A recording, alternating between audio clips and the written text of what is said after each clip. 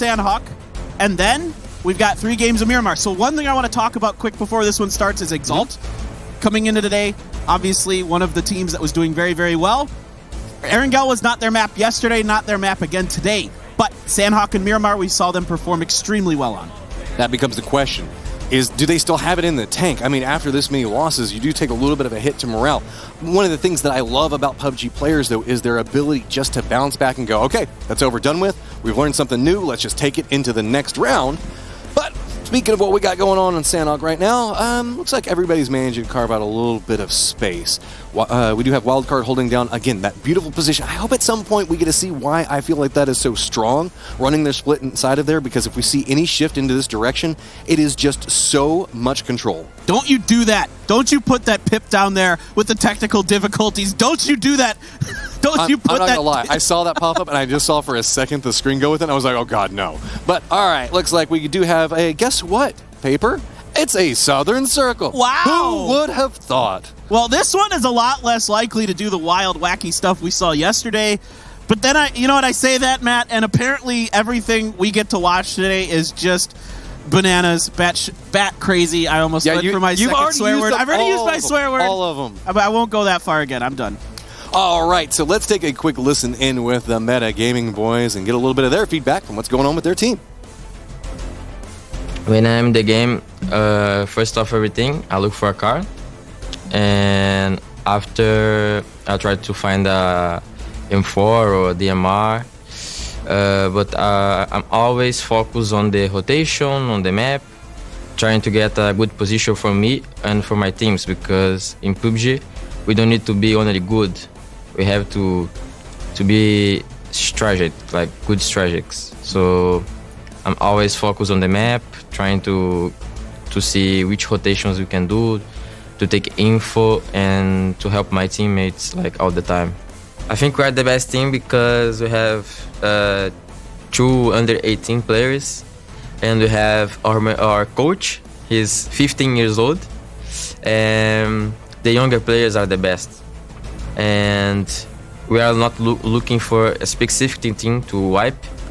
We just want to kill. We don't want a name. Who appears on my screen, I will shoot. Team after my own heart there is Metagaming saying the fact that they just have goals. I didn't realize their coach was 15. That is so young. Indeed, and what I've heard in the background is that once their coach is old enough to be able to play, he is an incredible player, so they're waiting for him to get a little bit older in age, get a little more experience under his belt. So do you think that was a strategic choice by production, since you keep cussing, that they're like, no, let's go to a package, make the casters be quiet for just a second? No. I know. I'm just messing with you a little bit. All right, so go ahead and get the most powerful vehicle in the entirety of PUBG. The scooter with all 2 horsepower rolling out. I don't know. Which do you think is actually faster going uphill, the scooter or the bus on Miramar? Oh, boy. I feel like it's definitely the scooter. How fast is right? the tuk-tuk? The tuk-tuk is real slow. Oh, yeah, I don't know on that one. At some point, we just need to go ahead and get a race to figure out exactly which ones.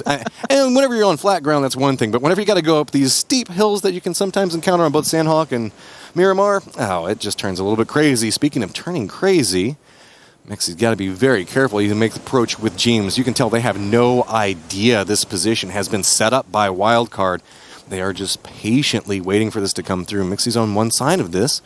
And you can hear Sharpshot being very, very careful on his approach. He could actually just sneak up right back behind them. When shots from the other teammates start to come out, this is going to be absolutely huge. Team Liquid found in a firm pincer position. The first shots come out. EB instantly drops, gets flushed. The rest of Wildcard starts trying to come alive, but the spin back over comes out from Team Liquid. They only lost that 1 member and managed to down 2. They are on the hunt for Wildcard right now, saying, oh, you want a piece of this? They are just taking them down. No way Team Liquid should be able to do this. Wildcard had them completely surrounded, outflanked, but they're going to do it anyway. This team is so good. Damn, Team Liquid, that was just an instant shutdown on that. Meanwhile, on the other side, Tornado Energy is just rolling right through shoot to kill.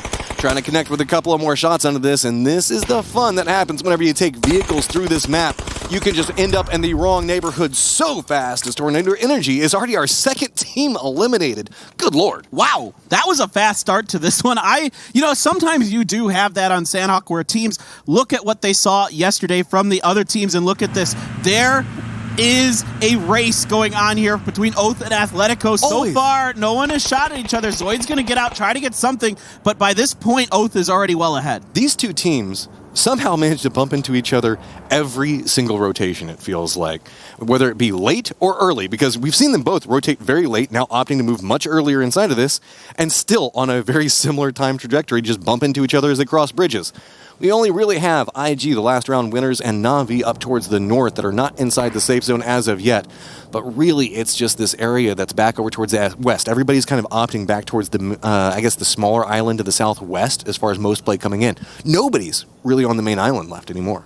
No, everybody's moving over to the western island as they should. It's highly, highly unlikely that this one is going to end up on the eastern side. 2 crates falling right by Painan. Now, SDK can definitely get the easternmost crate, but the western crate might be contested by Team Liquid. I don't know for sure. It doesn't really look like they're going to go for it, but I'm curious if SDK is going to get greedy and try to get both. Do have the Exalt members starting to rotate, try to meet up with each other, but again, these early rotations from Oath are going to put them on a similar trajectory right next to each other, so Oath now finding themselves in a little bit of trouble as they've been spotted out by Singularity, but oddly enough, Atletico is kind of keeping Singularity occupied and allowing Oath to really run right up next to Exalt. And it looks like they do manage to find a position and get out of what could have been a very dangerous spot. Yeah, so Oath is able to make a really aggressive center circle rotation. Not the easiest one. They are kind of stuck in some odd spots. You really do not want to be in these shacks. Still hear the car as the camera moves away from it. It's just caught on that little point and you can, just constantly going off over there. All right, so really it's still Na'Vi way up towards the north and IG in no rush, but you can see everybody opting towards that main island. Well, not the main island, the southwest island. So I feel a little bit bad. I was talking about the strength of Wildcard's position and hope that we get to see what was going on with it.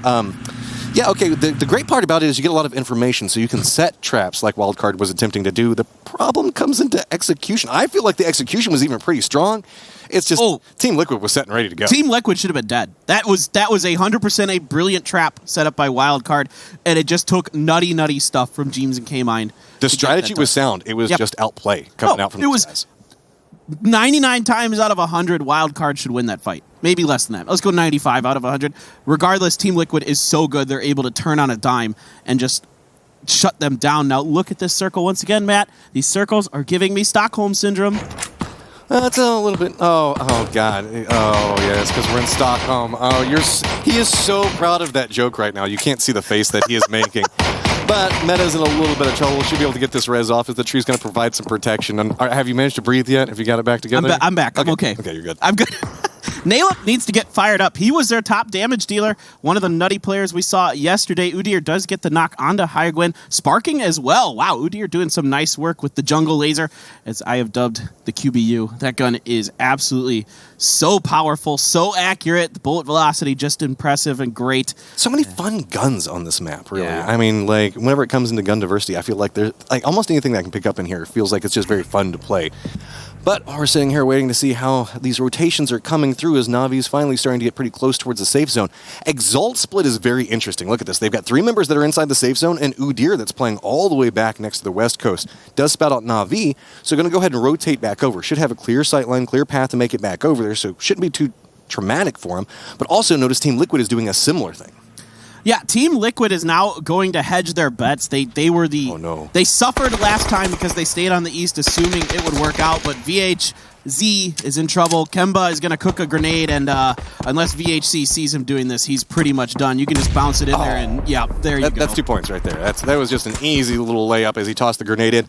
Remember, Meta was also struggling because they have Exalt that's taking shots on the other side of this hill from him, and then just down below him, they also have the red Canids, so there's not a lot of positions that Meta can really move from while this approach is coming through. That's why we're kind of seeing them just opt into a very defensive position and just praying that these guys are going to start maneuvering around him. It's really just Sparking left, I think, is the last person up for that team.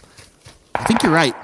I only see Sparking left as far as my map feed, unless my eyes deceive me. Iroh has sights onto the Na'Vi members. They heard the shots. They're kind of venturing outside of the ruins, just looking. maybe finding an opportunity. Sparking going to do what you do on Sandhawk when the chips are down. You lie down. But at least he has a forever box to keep him company over there, you know, just so that way if he gets bored, he can just talk to the crate, something else. You know, he's got the bush off to the side of him, so he at least gets to, like, study the pixels and the textures of how those things look. As we do have WTSG making their rotation, but that's a very safe spot for them to rotate through, just using the hillside off on one angle, and then the rocks on the other side of it. But it's going to be our boys, STK, that are holding down Painan. Nobody really wanting to approach this area, though. No, going through Painan is really, really challenging, and SDK, you know, setting up 2 on the corners on the eastern side and then 2 in the center on the western side pretty much gives you the best angles to cover all of the outside of Painan, lets you know if anyone's going to try to come through. Okay, finally, now we're going to where we should be going. This is where the circle is supposed to be. So with Painan, it's kind of like the rules with Pachinki. If you drop in Pachinki, you know there's going to be people in Pachinki. If you come into Painan at some point, just assume there's already a team inside of that. So that's why a lot of these teams are giving a wide berth to it, but also does allow Shoot to Kill to get a little bit more replenishment on making sure that they get everything that they need to move in this next stage of the game. A lot of our teams really not having to move. It's just Jeems on the outside of this. OMK is probably going to use those hills, but it's IG is the only team that's not inside the safe zone yet, and our boy Sparking. Can't forget about Sparking. He's the last guy for his squad up and just narrowly outside the circle. Yeah, we'll be watching Sparking, see if he can pull off some kind of theatrics or some kind of heroics for meta. They're really, really needing to start turning things around. As Matchroom pointed out earlier, we're almost to the halfway point of the GLL Season 4 Finals. Purdy Curdy has pushed outside, and he is getting some shots into Jeems. Jeems running down the hill, taking a little bit of damage, but there is a lot of foliage in the way, giving him some visual protection. But that's okay. Still take out the tires. I love seeing just tires. I don't know what it is. It's just like deny the utility. Don't let them use it. Well, let's be real. Nobody's going to use vehicles at this point anymore. There are a death trap with 50 people alive. You have to assume every hill has somebody behind it, and really every rock as well. As you can see, Team Liquid is demonstrating quite proficiently right now as they are scattered across that hillside, hiding in multiple locations. Meanwhile, Exodus kind of caught up with OMK, taking a little bit of damage and forcing them to rotate around them, as it looks like OMK really wanted this complex, but T-Bone is very close to Pat. Yeah, Omakin is going to have to start fighting their way center. Might as well get it done now while you think you have a good situation, a favorable situation, but I don't know. Exodus has a 2-2 split, so they do have a numbers advantage. Jeems finally going to get taken down there. In fact, it's Iroh, so WTSG has swung all the way around to the other side of the ruins to find the Team Liquid squad. Team Liquid, only 2 members up right now. It's going to be Mixie looking back over towards one angle, K-Mine holding another, but WTSG, these guys have been on a roll. You mentioned it, 12 points per game, and while Team Liquid is sitting on 4 kills already, they already have 2 members down, and this is just a force to be reckoned with as WTSG, while they are, you know, everybody remembers the old school South Georgia, it doesn't seem to matter what the map is. These guys just bring in dominance. Yeah, well, this is a map that a lot of these players have had success on throughout the time that Sandhawk has been brought into competitive PUBG. Iroh definitely comes to mind as a guy who is really strong, really understands this map. Whoa! But Zamping's going to get him, but what a turn. That was a quick spin coming around from the Exodus boys. Balefrost does get taken down for it, but he did get some damage back over towards IG. Last round winners now looking back over towards Exodus, but don't forget OMK is very close to this. Shots go back over towards Vegas, and that's going to be Exodus getting eliminated out. So we're going to have to see if the guys from IG can get their res back over towards it. Meanwhile, Team Liquid starting to aggressively move back over next to WTSG. This is really fascinating. I mean, this is how much confidence this Team Liquid squad has. And they already have 4 kills. So a lot of times when you talk about Sandhawk and what you can do, getting 4 points on Sandhawk is generally pretty good. Coming out of it with the amount of chaos that can ensue on this map, 4 points already for Liquid. One thing to note, with the circle shift the way we see it, Team Liquid is actually in a gatekeeping position. We have Shoot to Kill that's taking a couple of shots towards WTSG as well. This could allow the Jack-in-the-Box style ambush that we see Team Liquid prepping right now to be extremely successful if WTSG gets caught in these long-range fights and has to start moving, paying attention to another team, such as FaZe towards their south or Shoot to Kill that's holding down Painan. Yeah, it's kind of interesting here for Shoot to Kill. Now, they already have 4 kills on this game, so that's a nice little chunk of change for them. What's fascinating about this is if any teams try to come down to Painan, get forced down into it. All right, Mexi down, just up to K-Mine once again. Surprise, surprise, look who it is, the last surviving member of Liquid. Vard is maybe going to get res. I think that was a smoke. Yes, indeed, that was a smoke coming down. Oh, but Miraku And 1 FPS comes up on the backside, gets the headshot, so now some more smokes are going to have to come down. Let's see if Iroh can get this done. This is a lot of utility being used, and they're trying to deny the sightline out from shoot to kill as well as FaZe.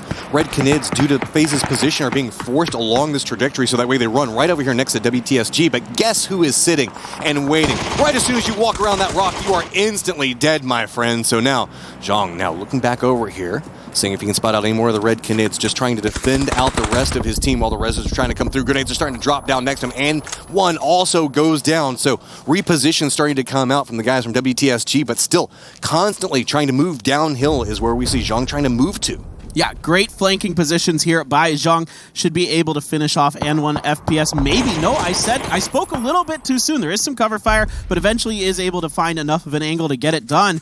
Takes a little bit of blue damage, but nothing super significant. Iroh and the others now backing off of this fight because there is going to be FaZe Clan guarding them in front. Meanwhile, we do have Exalt that's caught up trying to gatekeep out Navi's position. With this, they're right on the edge of the circle. Both these teams have to move. Exalt decides to just hop in vehicles, realizing it's been way too long. Just going to start running. Shiv looks back over there and saw somebody moving and realizes, no, wait, it's a teammate.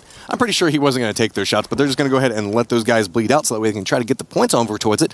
It should be noted, Best of Launch is still up. He can potentially run over to this position, at least get gear. I think it's too late to try to go for a res off of this, but at least pick up anything that those guys have. So, yep, that's exactly what he does, and he flushes them out as well. But meanwhile, Exalt's still continuing their pushback over there, and now bumps into Athletico, and there we go. Zoidmate gets one, but the grenade follow-up is going to go ahead and take him down. Uter gets dropped as he's trying to make the push back over, and this is very messy back over towards the south, because don't forget, Oath is also right next to this position. Athletico needs to clean up this fight right now. End it before Omakin comes in the back and tries to third party. They're able to do it. Exalt Gaming down in 10th place, so today continues to be a real struggle for them, but Athletico looking good. 4 kills already. Flood aware that Omakin is coming up on their back. And oddly enough, we can see that the position coming out from Athletico is kind of defending out Oath's 1-1 split that they've got with their remnants. Singularity is already in a great position inside the circle, but it's a very difficult push that they're trying to make up here because grenade range, I was just saying, is quite long from those high ground positions. So T-Bone's trying to make a flick around the outside of this, trying to approach on a vulnerable point that maybe Athletico isn't watching. So with this being so close to the circle, Athletico has got to be paying attention to this angle, and I don't know if they're going to see it. We might see T-Bone be able to come up and get a massive play for his team. I wouldn't even mind seeing T-Bone venture out a little bit into the blue. The blue does obscure you just enough that sometimes people won't catch you out of the side of their eyes. That grenade is pretty decent. Extreme taking some damage. Nick 101 too far away from that next grenade. Just hits the front of the tree. Return fire coming. Page taking a bit of damage himself. T-Bone did have the approach, but did get spotted out by Zoidmate and Nick right now, so the reposition's coming out from them, trying to hold back OMK as they're trying to make this push uphill. It's just bouncing back and forth. Finally, a down comes out. It's going to be Vasco that gets the opening knock with it, and you can see now moving aggressively into this point. T-Bone has a little bit of information back over towards his left, but it's going to be Extreme trying to go for this res. Has to listen for footsteps, and that's another beautiful knock coming out from OMK. Goes for the spray back over towards Athletico, and that was easy looking. Well executed by Omakin. A 3-on-4 situation. They're able to turn around and win. Great pushing there by Vasco. He almost went too far to his left and put his head up over and got shot. Instead, he realized, no, I'm going to go a little further right, give myself a little bit more time to get cover, get my other teammates into position, and then they just pounce on top of Athletico. You've seen OMK walk away with some high point totals of their own inside the rounds, and the new circle has popped and is going to favor back over towards Singularity and OMK right now with one of the members of Oath. It has to be careful because there's still Best to Watch back behind him. Inside Gaming does get eliminated, but looks like really it's up towards the north where we might be seeing something kind of interesting as Singularity's position is forcing Shoot to Kill to move back over next to FaZe, and FaZe seems to be 100% ready for this moment. This should be a really fun battle between two top-class teams, potentially. Alo is going to be your flanker for Shoot to Kill. Some grenades coming out. Alo cooking his own, but no!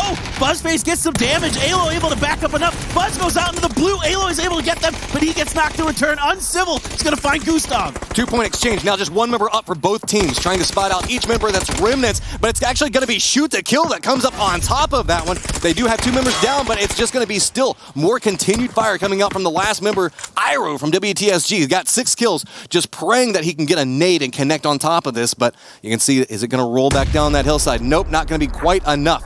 Uncivil has to be very cautious as he makes the approach right outside the blue. Going to run right onto the angle for him, and Iro picks it up, moving up to 7 kills. A shoot to kill is eliminated. Iro is nuts. The Turkish Vulture coming up, stealing a bunch of kills.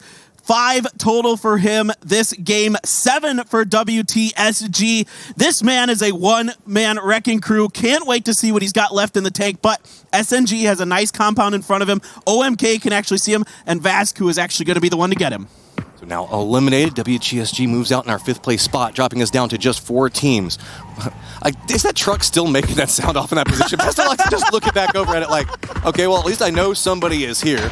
Shinboy's in a little bit of that shack, but OMK is just on the other side of this, so with the blue coming out, is Shinboy going to have to step out? And there you go. Best of luck's just going to track it. Not going to go for the shots quite yet and see what's going on. Maybe if he has any teammates or anything else like that, but Rello, who's down the hillside, not going to be able to provide any support and doesn't actually get the drop onto that. Finally steps up, does manage to flush it out, but Rello's trying to get the shots back over towards Bestalok, but not going to connect with anything. The new circle has popped, and really just about everybody except a couple of members for Singularity are going to have to move. Omakan told me that they feel like Sandhawk is their best map, and they are really showing why. They're so aggressive, they're so quick, they're well disciplined, they move together, they work together. Now it is going to be really fascinating. Only 2 teams left, Matchroom, a 3v4. Can Omakan win this odd man situation? They have the position, they have a lot of information, but they've been fighting for a long time. They get a lot of damage back down towards Kodak. They don't seem like they managed to get the down with it, though. They don't want to aggress quite too much, but that allows Singularity to get a foothold at the bottom of this hill. So now it's all onto OMK that's going to have to make some very interesting choices, and again, it comes on to T-Bone to make these flanks and try to really come up big for his team. Be that distraction, because see how T-Bone's pushing on one side, taking the shots, that's allowing Vascu to sneak up on the other side, really try to aggress onto this position, because if he can get just a little bit closer, he doesn't have any frag grenades, but he can at least get spray into these smokes. What I'm really curious about if SNG is going to be able to take advantage of their utility advantage as they're getting the spray down. Page is going to fall. There is some return fire coming from Vascu. No, it's going to be Kodak with a quick double knock. Let's see if this is the go time for SNG. It is all up to T-Bone. He's trying to move out of the way, take some more damage from Kodak. This is looking extremely desperate. He does have 6 smokes in the bag, but I don't know if they're going to give him enough time to use it. He's just going to go down. Just opts into going outside the blue. So with this, Team Singularity managed to pick up a 4